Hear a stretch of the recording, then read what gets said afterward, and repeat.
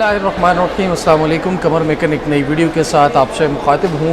Finally जजेस transfer case और जो सीनियरिटी का मामला था इस्लामाबाद हाई कोर्ट के 3 जजेस का जिनको बाहर से ट्रांसफ़र करके लाया गया था, वो मामला सुप्रीम कोर्ट में आया और सुप्रीम कोर्ट में आज उस पर समाअत मुकम्मल हो चुकी है। समाअत के आखिरी चंद मिनट का हवाल इतना अहम तरीन है जो आपके सामने रखूँगा, उससे आपको पूरा मंजरनामा समझ आ जाएगा। उसके अलावा फ़ैसला आज ही कुछ देर बाद सुनाया जाएगा। हो सकता है जब आप वीडियो देख रहे हों तो फ़ैसला सुना दिया जाए, लेकिन दिलचस्प सूरत हाल ये है कि फ़ैसला आने से पहले ही लोग फ़ैसले के बारे में चहमगोइयाँ सुप्रीम कोर्ट के अंदर करना शुरू हो गए हैं। क्या तफसीलात है तमाम तर आपके सामने रखूँगा। उससे पहले आपसे रिक्वेस्ट है कि चैनल को अगर आपने सब्सक्राइब नहीं किया तो एक दफ़ा चैनल को ज़रूर सब्सक्राइब कर लें ताकि तमाम अपडेट्स आपको बर वक्त मिलती रहें। तो मामला था जनाब, ये 3 जजेस को ट्रांसफ़र करके लाया गया था इस्लामाबाद हाई कोर्ट में। सबसे पहले नंबर पर थे जस्टिस सरफराज डोगर, दूसरे नंबर पर थे जस्टिस मोहम्मद आसिम और तीसरे नंबर पर थे जस्टिस खादिम हुसैन सोमरो। इनको इस्लामाबाद हाई कोर्ट में ट्रांसफ़र किया गया और इनके 3 जजेस के ट्रांसफ़र के ख़िलाफ़ इस्लामाबाद हाई कोर्ट के ही 5 जजेस ने सुप्रीम कोर्ट में दरख्वास्त दायर की। पहले रिप्रेजेंटेशन जो होती है एक हाई कोर्ट के अंदर ही उन्होंने दायर की थी, जिसे उस वक़्त के चीफ जस्टिस आमिर फ़ारूक साहब ने डिसमिस कर दिया था और उस रिप्रेजेंटेशन को चैलेंज किया था फिर सुप्रीम कोर्ट में, और फिर सुप्रीम कोर्ट में फिर मज़ीद भी मुतफ़र्रिक़ दरख्वास्तें हैं अब वो भी आई थी। अब 184(3) के तहत ये दरख्वास्तें भी दायर की गई थी और ट्रांसफ़र और सीनियरिटी के ख़िलाफ़ justice Mohammad Mohsin Akhtar Kiani, justice Babar Sattar, justice Tariq Jahangiri जो है उन्होंने सुप्रीम कोर्ट से रुजू किया था। इनके साथ 5 जजेस में मज़ीद जस्टिस सरदार एजाज इसहाक और जस्टिस समन रिफत इम्तियाज़ साहिबा भी शामिल थी, जिन्होंने 3 जजेस के ट्रांसफ़र और सीनियरिटी को तब्दील किए जाने के मामले को सुप्रीम कोर्ट में चैलेंज कर दिया था।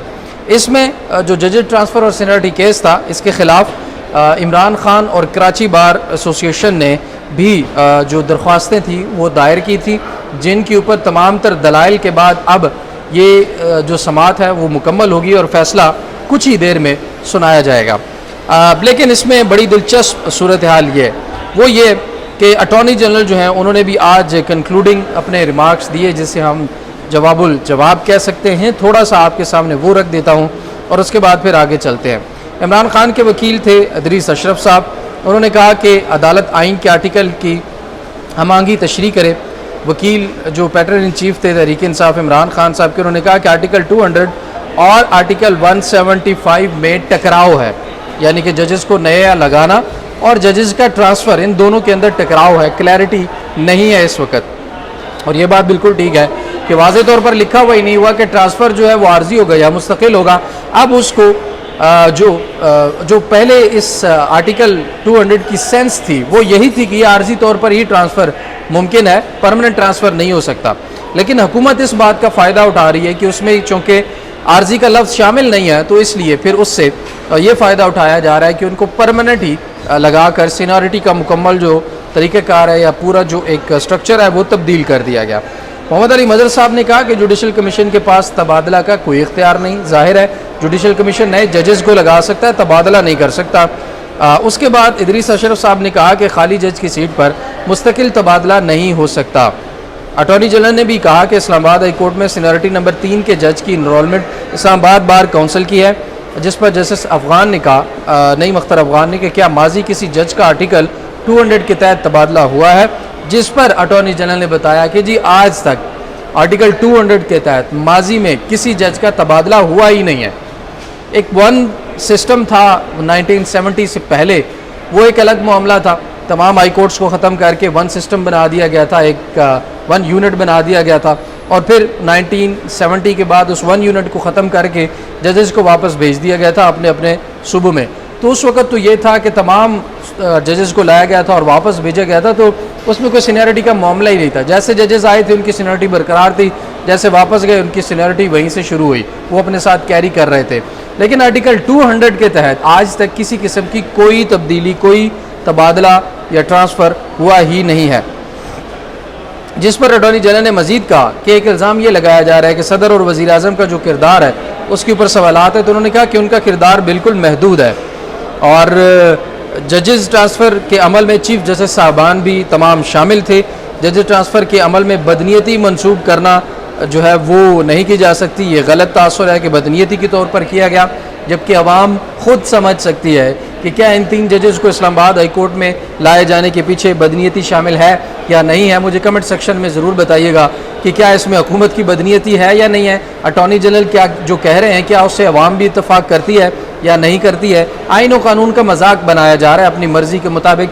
जहाँ जहाँ लूप होल्स हैं उनको इस्तेमाल करके ये मौजूदा रजीम, मौजूदा सिस्टम जो है वो भरपूर फ़ायदा उठा रहा है।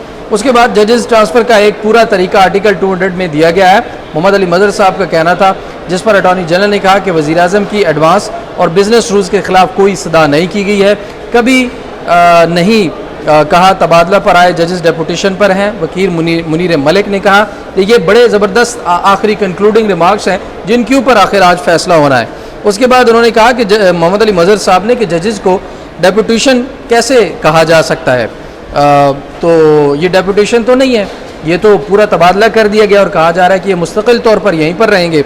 तो जिसके बाद फिर बहरहाल समाअत जो है वो मुकम्मल होगी और मुकम्मल होने के बाद आज ही इसमें फ़ैसला सुनाए जाने का इम्कान है। कुछ ही देर में, आप यूँ कह सकते हैं 2 घंटे में 3 घंटे में फ़ैसला सुना दिया जाएगा। लेकिन अब बातें क्या हो रही हैं कि इस पर फ़ैसला क्या आने के इम्कानात हैं। अब देखिए, एक चीज़ तो दलाइल से और जजेस की जो तमाम तर ये जो कार्रवाई थी, चल रही थी, सवालात थे, उससे ये वाज़े तौर पर लगता है कि जो सीनियरिटी है ना वो बरकरार रहती हुई नज़र नहीं आ रही। उसके ऊपर तो जजेस बड़े क्लियर नज़र आ रहे हैं कि जो सीनियरिटी है वो वही बरकरार रहेगी जो हाई कोर्ट के अंदर पहले से जजेस मौजूद हैं। और जब नए जजेस यहाँ पर आएंगे तो उनकी सीनियरिटी अपनी जगह पर रहेगी, यानी कि वो पहले से मौजूद जजेस से उस हाई कोर्ट के सीनियर नहीं हो सकते। अब यहाँ पर सवाल ये आ जाएगा कि अगर सीनियरिटी बरकरार रहेगी तो फिर जैसे सरफराज डोगर साहब तो नीचे चले जाएंगे और मोहसिन अख्तर कियानी साहब ऊपर आ जाएंगे। तो फिर जनाब आइन और कानून के अंदर ये भी मौजूद है कि ज़रूरी नहीं है कि सीनियर मोस्ट ही कायम मकाम हो। तो उस चीज़ का फ़ायदा उठाकर ये कहा जा सकता है कि जी देखिए, ठीक है, अगर सीनियरिटी बरकरार नहीं रहती तो आज से जस्टिस मोहसिन अख्तर कियानी ही सीनियर तरीन जज होंगे, लेकिन जो कायम मकाम चीफ जस्टिस हैं वो जस्टिस सरफराज डोगर ही रहेंगे। कैसे? क्योंकि हाई कोर्ट रूल्स के अंदर, हाई कोर्ट के तरीक़ेकार के अंदर ये चीज़ मौजूद है कि किसी को भी कायम मकाम चीफ जस्टिस लगाया जा सकता है। तो अगर किसी को भी लगाया जा सकता है तो सीनियरिटी पर चाहे कोई जज कहीं भी मौजूद हो उसको कायम मकाम चीफ जस्टिस रखा जाए। और फिर ये भी ऐन मुमकिन है कहा जाए फैसले के अंदर कि जी ठीक है, कायम मकाम चीफ जस्टिस सरफराज डोगर ही रहेंगे, क्योंकि कायम मकाम तो किसी को भी लगाया जा सकता है। तो जब तक ये ट्रांसफ़र वाला मामला इसके ऊपर और सीनियरिटी वाले मामले के ऊपर पार्लियामेंट को कानून साजी नहीं कर देती, किसी किस्म की कोई लेजिस्लेशन नहीं आ जाती, तब तक जो है 6 महीने के लिए कह लें या साल के लिए जस्टिस सरफराज डोगर ही कायम मकाम चीफ जस्टिस रहेंगे। इतना वक्त पार्लियामेंट को दे दिया जाए और वो कानून साजी करके इस मसले को हल कर दे। अब इसमें यह कहा जाएगा कि क्या पहले कभी ऐसा हुआ? तो नाज़रीन, ऐसा हो चुका है। जनरल बाजवा, रिटायर्ड कमर जावेद बाजवा साहब की जब एक्सटेंशन की बारी थी और उस वक़्त ये भी फैसला हुआ था, अनफॉर्चुनेटली तहरीक इंसाफ की ही हुकूमत थी और उस वक़्त केस सुप्रीम कोर्ट में आया। जस्टिस मंसूर अली शाह ने उसके ऊपर फैसला दिया और ये कहा कि जी जब तक कानून साजी हुकूमत नहीं कर लेती, पार्लियामेंट नहीं कर लेती, तब तक 6 महीने हो या कितना भी टाइम हो, फिर उस वक़्त 6 महीने का टाइम दिया गया था जनरल बाजवा के लिए कि जब तक कानून साजी नहीं कर ली जाती बाजवा साहब जो हैं वो आर्मी चीफ रहेंगे। जिसके बाद फिर तहरीक इंसाफ की हुकूमत में कानून साजी की गई और बाजवा साहब को एक्सटेंशन दी गई और उस एक्सटेंशन के बाद फिर उनकी तबाहकारियाँ भी आपके सामने मौजूद हैं। और इमरान खान भी इस चीज़ का इजहार हमारे सामने एक मुलाकात में कर चुके हैं कि मेरी सबसे बड़ी गलतियों में से एक सबसे बड़ी गलती ये थी कि बाजवा साहब को एक्सटेंशन देना। तो उस वक़्त ये जो चीज़ें हुई थी उनको भी हमें मद्देनज़र रखना चाहिए। तो इस वक्त प्रेसिडेंट मौजूद है और जस्टिस मंसूर अली शाह ने जिस तरह से ये कहा था कि पार्लियामेंट जब तक कानून साजी नहीं करती बाजवा साहब आर्मी चीफ रहें, हो सकता है अब इस्लामाबाद हाई कोर्ट में भी यही फैसला दे दिया जाए और कहा जाए कि जब तक पार्लियामेंट कानून साजी इसके ऊपर नहीं करती, लेजिस्लेशन नहीं आती, तब तक सरफराज डोगर साहब ही कायम मकाम चीफ जस्टिस रहेंगे और सीनियरिटी जो है ख़त्म कर दी जाए। कायम मकाम चीफ जस्टिस बनने के लिए सबसे सीनियर होना ज़रूरी नहीं है, ये रूल्स में है कि किसी को भी कायम मकाम चीफ जस्टिस बनाया जा सकता है। अब जब तक लेजिस्लेशन ना हो जाए सरफराज डोगर साहब बैठे रहेंगे और 6 महीने भी और बैठते हैं तो मकासद तो हल उस तरह से भी हो जाएंगे। तो ये जनाब तमाम तर तफसीलात हैं, तमाम तर मालूमात हैं जो आपके सामने रखना ज़रूरी थी। और फ़ैसला जो आने के इम्कानात हैं वो कभी इम्कान तो ये है कि 4-1 से फ़ैसला जो है वो डोगर साहब के हक़ में आ सकता है, और एक जो इम्कान ये भी है कि 5-0 से भी हो जाए, लेकिन होगा डोगर साहब के हक़ में ही, और इस्लामाबाद के कायम मकाम जो चीफ़ जजेस हैं वो डोगर साहब ही रहेंगे। ये अब वाज़े तौर पर होता हुआ नज़र आ रहा है। बहरहाल देखते हैं फ़ैसले के अंदर क्या होगा, जो मज़ीद तफसीलात होंगी वो भी आपके सामने रखें। अभी तक के लिए इतना ही, नाज़रीन इजाज़त दीजिए, अल्लाह ने के बान।